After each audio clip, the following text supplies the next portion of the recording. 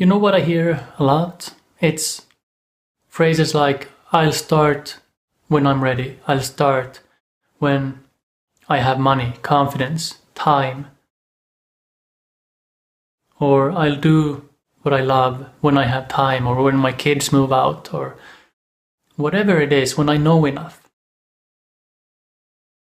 But what it comes down to is starting with what you have right now. You can start, even if you have 5 minutes, you can start doing something you're interested in. Let's say you want to write a book, or you want to become a writer. Well, if you aren't writing right now, then that's not going to happen. You're not magically going to write a book in the future.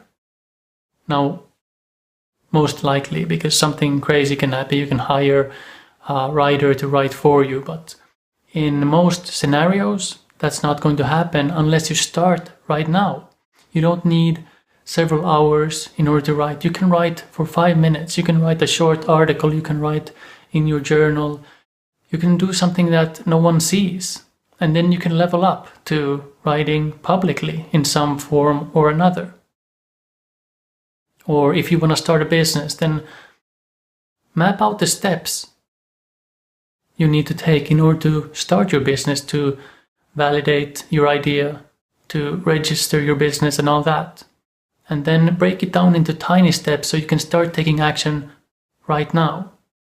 Because if you wait for time, money, confidence, or whatever it is you're waiting for, chances are it's never going to happen. Because what I've noticed in my life is when I'm interested in something and I feel moved forward in a way, that doesn't mean I don't have fears and doubts, because those are always there, but I'm drawn to something. So when I start moving forward, more steps usually open up. I gain more clarity by moving forward instead of waiting for things to be perfect. So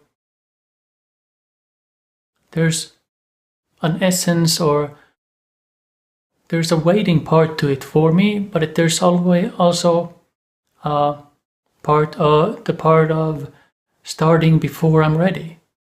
So if you're just waiting for things to be perfect right now, then you may want to reevaluate what you're doing. It's not about things being perfect, because perfection doesn't lead to results. And even if it did, the results are not going to make you happy. The journey is going to make you happy. And I know that's cliche, but you have to remember that you feel your thoughts.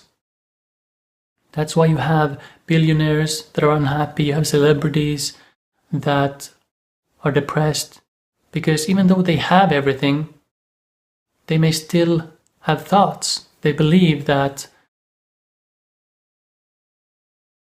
are depressed thoughts, so they feel that reality. So it's not so much about the external world, although it certainly plays its part. It's also about your internal world. And when you start moving forward, before you're ready, you start realizing that you don't have to be 100% ready to live a meaningful life. You just have to take one step after the other, do your best, and you start realizing that your mind doesn't know what it's talking about. The fears you have are not so relevant. And you learn to move forward before you think it's time, before you have confidence, and whatever else I've talked about in this video. And that's when you stop. If you're bored with your life, you start to realize that you can move forward and you can live a meaningful life, because you have to be willing to go out into the unknown and explore new territory.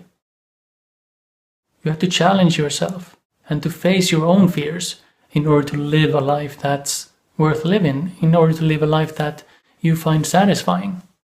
And deep down, you know what you've been putting off because you're afraid. You know what's next for you. And even if you don't, there's something you can explore that you've been putting off because you're afraid. So dust that idea off and see what next tiny step you can take toward it, especially if you feel afraid. So look at that idea you're afraid of, but secretly want to take action on, and start exploring it.